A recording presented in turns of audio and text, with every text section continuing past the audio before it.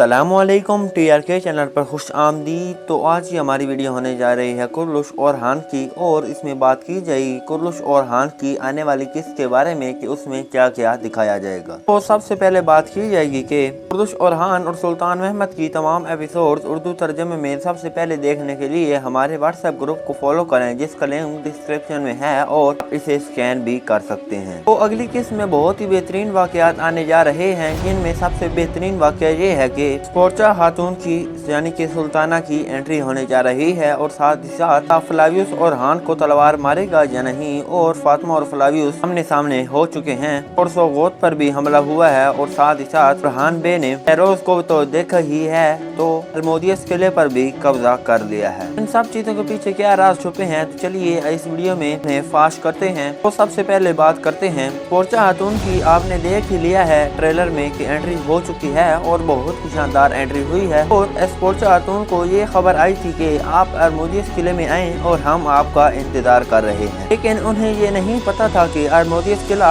अबकों की रियासत का हिस्सा बन चुका है। तो वो जब वहाँ पहुँचती हैं तो तुर्क सामने यानी कि ओरहान बे सामने खड़े होते हैं और उनका इस्तकबाल करते हैं, जिसकी वजह से वो बहुत ही तड़पती है, लेकिन सबसे पहले यही बात करती है कि मेरे वालिद को कुछ भी करके बचा कर यहाँ लाओ, क्योंकि स्पोर्चा खातून के पास बहुत सी ताकत है। तो इसीलिए ओरहान बे उनकी बात मानते हैं और शहंशाह को उनके सामने लाने के लिए फ्लावियस के साथ मिलकर एक चाल चलते हैं। वो फ्लावियस को कहते हैं कि मुझे हेक्टर के सामने ले जाओ, और हेक्टर के सामने ले जाने का सिर्फ एक ही मौका है, वो इस तरह बांध सकता है कि तुम मुझसे गद्दारी करो और मुझे हेक्टर के सामने ले जाओ। जैसा कि आपको पता है हेक्टर को पहले ही पता था कि फ्लावियस और ओरहान मिल चुके हैं, तो इसलिए जब फ्लावियस ओरहान को लेकर हेक्टर के सामने जाता है तो हेक्टर उसे यही कहता है कि तुम मेरी आंखों के सामने ओरहान को यहाँ ही कत्ल करो। तो फ्लावियस ऐसा ही करता है, और फ्लावियस जब ओरहान को कत्ल करने ही लगता है तो किलर का दी एंड हो जाता है। ये इसीलिए हुआ कि ताकि सस्पेंस रहे और आपको यकीन ही है ओरहान तो मरने वाला है नहीं, तो आगे क्या होने जा रहा है। तो फ्लावियस ओरहान को तलवार लगाने की बजाय साथ वाले सिपाही को भी लगा सकता है, और जहाँ तक ऐसा भी हो सकता है कि किसी नए इंसान की एंट्री हो जाए, लेकिन चूँकि फ्लावियस ने मुआहिदा किया हुआ है तो वो ऐसा नहीं करेगा और ओरहान की जगह किसी और सिपाही को तलवार मार देगा, और हेक्टर के सामने ये दोनों आएंगे। लेकिन जब ये एक दूसरे के साथ लड़ रहे होंगे तो हेक्टर वहाँ से ही निकल जाएगा, लेकिन वहाँ ओरहान बे फेरोज को देख लेंगे और फेरोज को वहाँ ही पकड़ लिया जाएगा। उससे पूछा जाएगा कि ये कौन है, वो इनको बेहतरीन अंदाज से बताएगा कि ये कौन कौन है, और फेरोज को कैद कर लिया जाएगा। और फेरोज उस वक्त तक नहीं मरेगा जब तक वो फ्लावियस को ये ना बता दे कि हमारे बाप को उस्मान बे ने नहीं बल्कि मैंने कत्ल किया था। असल में फ्लावियस का